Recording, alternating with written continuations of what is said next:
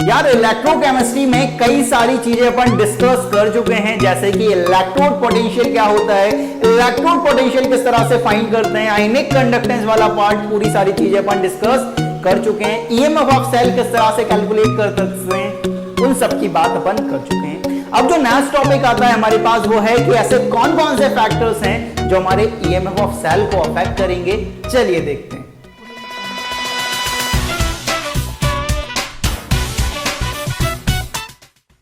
आज का जो टॉपिक होने वाला है यार वो है हमारे पास factors affecting EMF of cell, जिसमें हमारा सबसे पहला जो फैक्टर है वो है हमारे पास effect of temperature and concentration. Temperature and concentration कि ऐसे टेम्परेचर चेंज करने पर या कॉन्सेंट्रेशन चेंज करने पर आपका ईएमएफ बढ़ेगा या कम होगा, इन सारी की जो सारी बातें हैं वो आज अपन डिस्कस करने वाले हैं।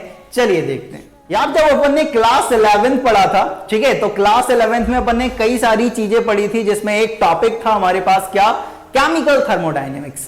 केमिकल थर्मोडायनेमिक्स की अगर बात करें तो वहां पर आपने एक इक्वेशन पढ़ी होगी। इक्वेशन थी आपके पास delta G equal to delta G naught plus R T L N Q. यहां पर याद रखना ये क्या है, प्लस, याद रखें, plus R T L N Q. यहां पर जो डेल्टा जी है वो क्या है, आपके पास गिब्स एनर्जी चेंज है। डेल्टा जी नोट क्या होगा आपके पास, स्टैंडर्ड गिब्स एनर्जी चेंज। यहां जहां पर भी नोड आता है उसका मतलब होता है आपके पास ये स्टैंडर्ड है भाई, स्टैंडर्ड कंडीशन पे उसने मेजर करा होगा, ठीक है। और आपका जो आर है वो यूनिवर्सल गैस कांस्टेंट है, वो तो सब जानते हैं अपन। और टी जो है वो आपका टेम्परेचर है, और जो क्यू है वो क्या है आपके पास, रिएक्शन कोशेंट। थोड़ी जो पुरानी यादें आपकी क्लास 11 की वो आज अपन थोड़ी सी, ठीक है, देखेंगे। क्लास 11th में जाएंगे, क्लास 11th में आपने क्या क्या पढ़ा है, क्या क्या मस्ती करी है, वो सारी की बातें आज अपन करने वाले हैं। तो यहां पर जो Q है वो क्या है आपके पास, रिएक्शन कोशेंट है। तो वो क्या होता था, अगर थोड़ा सा 11th में जाए तो वहां जाकर आपको पता चलता था जो Q होता था वो क्या होता था, concentration of product upon concentration of reactant, ठीक है। अब यहां पर देखना कि आपके पास जो इक्वेशन है वो क्या है, अपन Q की जगह क्या पुट कर सकते हैं, Q की जगह आप पुट कर सकते हो क्या, Q की जगह आप पुट कर सकते हो concentration of product upon concentration of reactant. तो ये जो आपकी पहली वाली इक्वेशन है, ये वाली जो इक्वेशन है वो यहां पर मैं लिख रहा हूं, यहां पर मैं लिखने की कोशिश कर रहा हूं। यहां पर ये इक्वेशन क्या हो जाएगी, ये इक्वेशन हो जाएगी delta G equal to delta G naught plus R T, यहां पर क्या है L N concentration of product upon concentration of reactant. तो यहां पर देखना कि अगर मुझे इस एल को, एल मतलब यहां पर जो बेस है वो क्या है, ई है।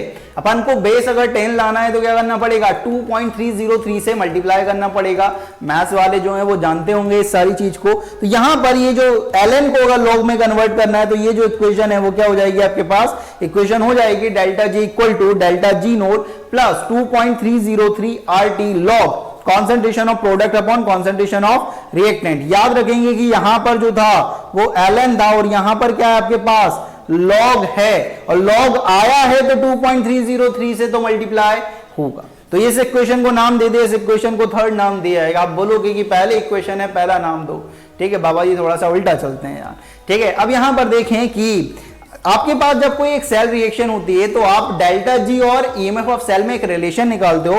वो रिलेशन क्या होता है, वो रिलेशन होता है कि delta G equal to minus N F E of the cell और delta G naught equal to minus N F E naught of the cell. याद रखेंगे।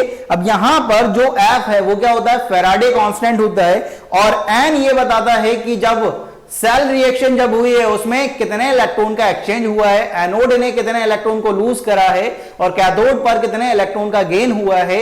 इन सारी की सारी जो इलेक्ट्रॉन का एक्सचेंज है उसे आप स्मॉल एन से डिनोट कर रहे हो, और एफ आपका क्या है, फेराडे कांस्टेंट है। इस इक्वेशन को आपने इक्वेशन 1 नाम दिया, इस इक्वेशन को 2 और ऊपर वाले को इक्वेशन 3।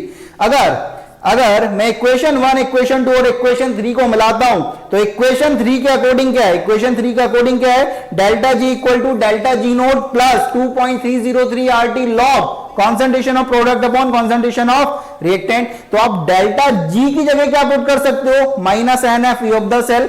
डेल्टा जी नोट की तरह क्या पुट कर सकते हो, minus N F E naught of the cell plus 2.303 RT log concentration of product upon concentration of reactant। अब आप क्या करते हो, ये जो इक्वेशन है भाई आपकी, ये इक्वेशन फोर्थ मान लो, अगर इस इक्वेशन फोर्थ को अगर माइनस साइन से डिवाइड कर दिया जाए तो यहां पर जो इक्वेशन होगी ये माइनस माइनस कैंसिल हो जाएगा, यहां पर भी माइनस माइनस कैंसिल हो जाएगा इस जगह पर, ठीक है, यहां पर भी कैंसिल हो रहा है, यहां पर भी कैंसिल हो जाए, ये प्लस डिवाइडेड बाय माइनस तो माइनस हो जाएगा। तो यहां पर क्या होगी, इक्वेशन बन जाएगी आपके पास, क्या इक्वेशन बनेगी, NF E of the cell equal to NF E naught of the cell minus 2.303 RT log concentration of product upon concentration of reactant।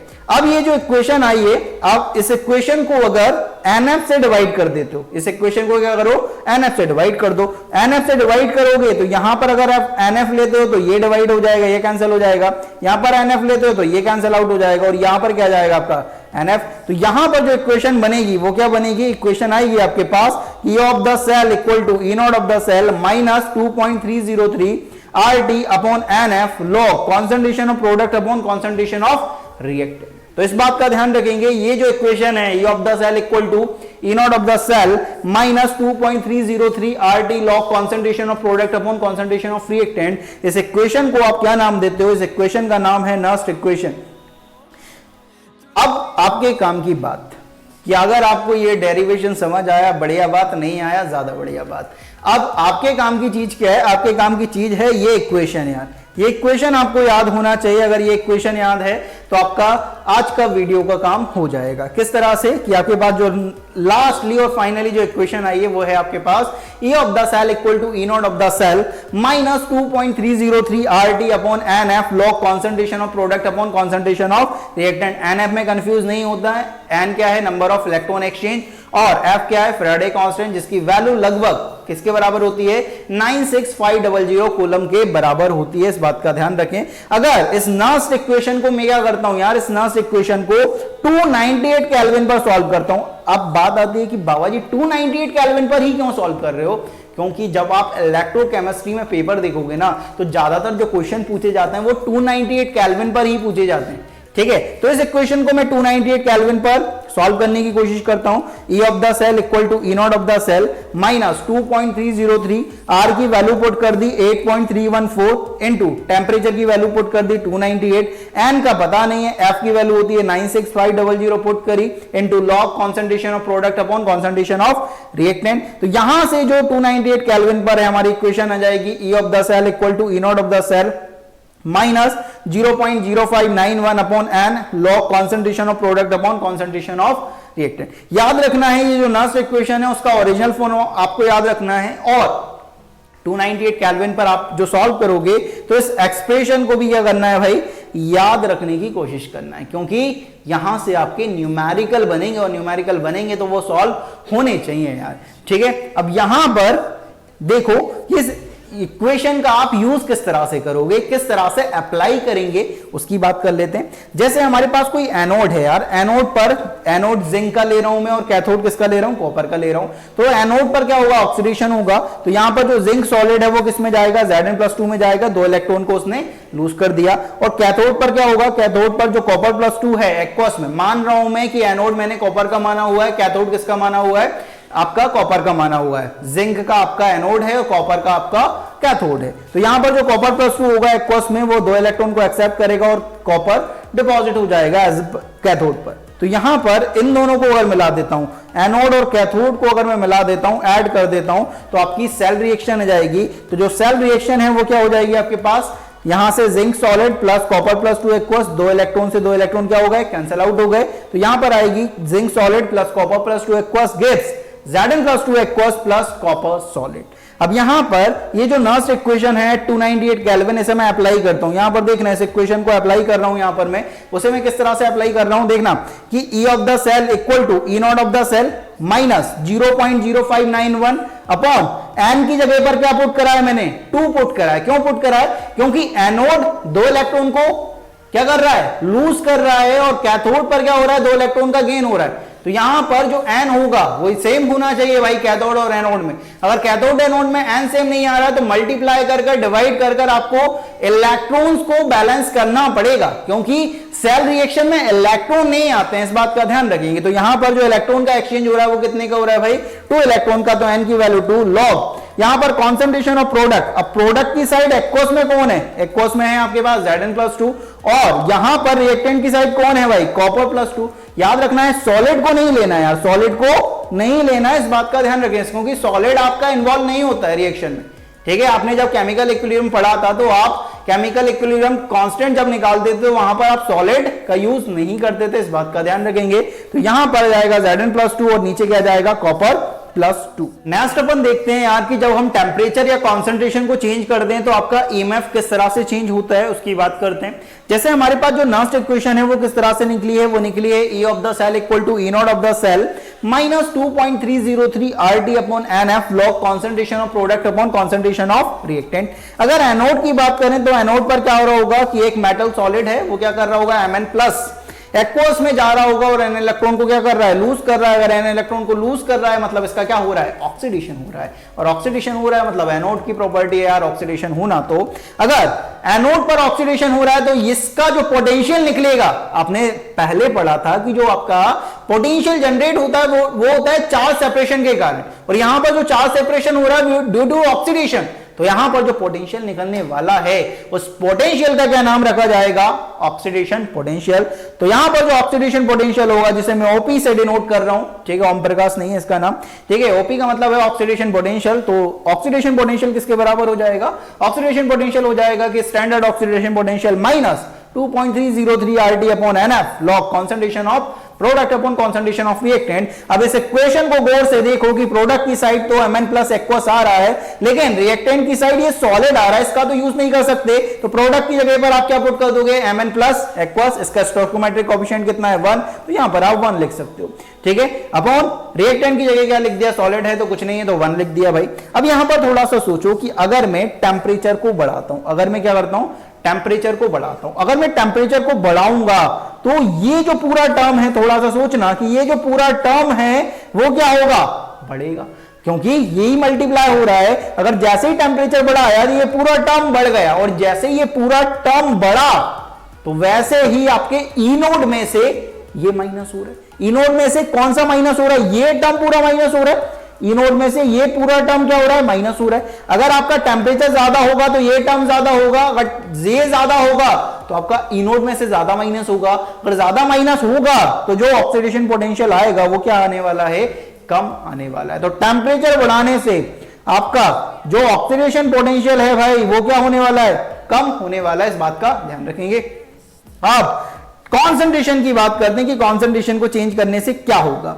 यहां पर थोड़ा सा देखना कि आपके पास जो कॉन्सेंट्रेशन है ये वाला टर्म, अगर यहां पर आप इसकी कॉन्सेंट्रेशन को बढ़ाते हो, ये वाला पार्ट अगर बढ़ा देते हो, कॉन्सेंट्रेशन बढ़ा देते हो, तो कॉन्सेंट्रेशन को आप बढ़ाओगे तो उससे क्या होगा, ये वाला जो पार्ट है, ये वाला जो पार्ट है वो क्या होगा, वो बढ़ेगा कि कम होगा, ये बढ़ेगा। अगर ये बढ़ेगा तो ये जो पूरा टर्म है वो ज्यादा माइनस होगा। अगर ज्यादा माइनस होगा मेरे दोस्त तो जो आपका स्टैंडर्ड में से ज्यादा माइनस हो रहा है तो आपका जो पोटेंशियल आएगा वो क्या जाएगा, कम आ जाएगा। तो आप जैसे ही कॉन्सेंट्रेशन को बढ़ाओगे या टेम्परेचर को बढ़ाओगे आपका जो ऑक्सीडेशन पोटेंशियल है एनोड पर वो कम हो जाएगा, इस बात का ध्यान रखेंगे। अब कैथोड की बात करते हैं कि कैथोड पर क्या होगा कि Mn+ जो एक्वस है वो N इलेक्ट्रॉन को एक्सेप्ट करेगा और M सॉलिड बनाएगा। तो यहां पर अगर रिडक्शन पोटेंशियल की बात कर रहे हैं, क्योंकि कैथोड पर तो रिडक्शन होता है और यहां पर जो पोटेंशियल जनरेट हो रहा है वो ड्यू टू रिडक्शन, तो इसे बोल दिया रिडक्शन पोटेंशियल। तो यहां पर जो रिडक्शन पोटेंशियल होगा वो किसके बराबर होगा, standard reduction potential minus 2.303 RT upon NF log concentration of product upon concentration of reactant. अब यहां पर प्रोडक्ट की साइड तो सॉलिड है, यहां पर यूज नहीं करेंगे, रिएक्टेंट की साइड ये है, तो प्रोडक्ट की साइड 1 लिख दिया और रिएक्टेंट की जगह पे क्या लिख दिया, कॉन्सेंट्रेशन ऑफ N1+ एक्वस। अब यहां पर थोड़ा सा सोचो कि आप टेम्परेचर बढ़ा देते हो, आप क्या करते हो, टेम्परेचर को बढ़ा देते हो। अब टेम्परेचर को बढ़ा रहे हो, ये वाला टर्म बढ़ा रहे हो, टेम्परेचर को बढ़ा रहे हो, तो टेम्परेचर को बढ़ाने से ये जो पूरा टर्म है वो भी बढ़ जाएगा। जैसे ही टेम्परेचर बढ़ा ये पूरा टर्म बढ़ा, ये ज्यादा बढ़ेगा तो आपका स्टैंडर्ड में से ज्यादा माइनस होगा और ज्यादा माइनस होगा तो ये जो रिडक्शन पोटेंशियल आएगा वो क्या आएगा, कम हो जाएगा। तो टेम्परेचर बढ़ाने से आपका जो रिडक्शन पोटेंशियल है वो क्या होगा, वो कम हो जाएगा। अगर कोई कंसंट्रेशन की बात करें कि कंसंट्रेशन को बढ़ाने से क्या होगा, कि आप यहां पर थोड़ा सा सोचना कि अगर आप ये वाली पार्ट की बात कर रहे हो, कंसंट्रेशन बढ़ा रहे हो मतलब Na+ की कंसंट्रेशन बढ़ा रहे हो, अगर आप इसकी कंसंट्रेशन बढ़ाओगे तो ये जो पूरा टर्म है, ये जो पूरा टर्म है इसे देखना कि अगर जैसे ही आपने कंसंट्रेशन को बढ़ाया तो ये जो पूरा पार्ट है, ये जो पूरा पार्ट है वो क्या हो जाएगा, ये कम हो जाएगा। ये क्या हो जाएगा, कम हो जाएगा। इस बात का ध्यान रखेंगे। जैसे ही आपने कंसंट्रेशन को बढ़ाओगे तो ये जो वाला पूरा पार्ट है, ये वाला, ये पूरा जो टर्म है वो कम हो जाएगा। अगर ये कम होगा तो कम माइनस होगा, अगर कम माइनस होगा तो आपका जो रिडक्शन पोटेंशियल है वो क्या हो जाएगा, बढ़ जाएगा। तो याद रखना है कि कंसंट्रेशन बढ़ाने से आपका जो रिडक्शन पोटेंशियल है वो क्या हो जाएगा, बढ़ जाएगा। तो यहां पर दो चीजें उल्टी आ रही हैं कि टेम्परेचर बढ़ाने से ऑक्सीडेशन पोटेंशियल, रिडक्शन पोटेंशियल वो है, दोनों कम हो रहे हैं।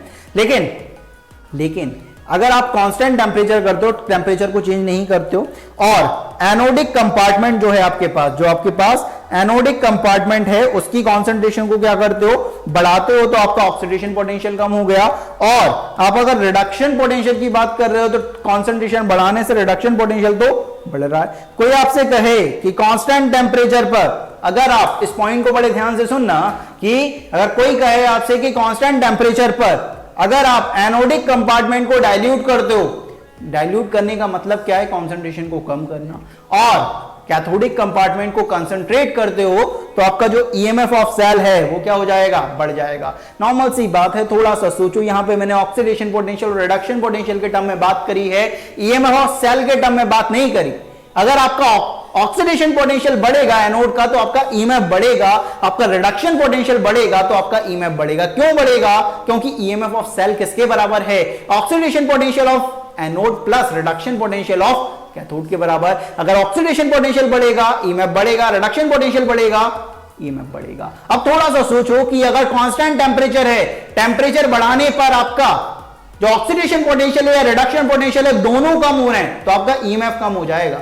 और कंसंट्रेशन बढ़ाने से क्या हो रहा है, आपका ऑक्सीडेशन पोटेंशियल कम हो रहा है लेकिन रिडक्शन पोटेंशियल बढ़ रहा है। तो यहां पर अगर आप कांस्टेंट टेम्परेचर पर एनोडिक कंपार्टमेंट को डाइल्यूट करना स्टार्ट कर देते हो और कैथोडिक कंपार्टमेंट को कंसंट्रेट करना स्टार्ट कर देते हो तो आपका ईएमएफ जो होगा वो क्या होगा, बढ़ जाएगा। इस बात का ध्यान रखेंगे। तो ये बात हुई टेम्परेचर की और कंसंट्रेशन की। टेम्परेचर चेंज करने पर या कंसंट्रेशन चेंज करने पर आपका ईएमएफ किस तरह से चेंज होता है, इस तरह से अपन कैलकुलेट कर सकते हैं।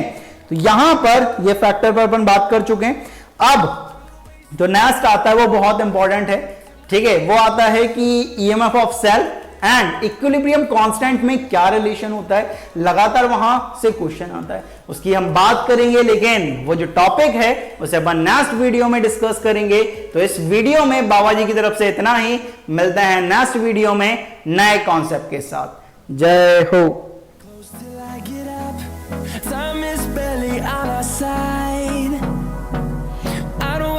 What's left? The storms we chase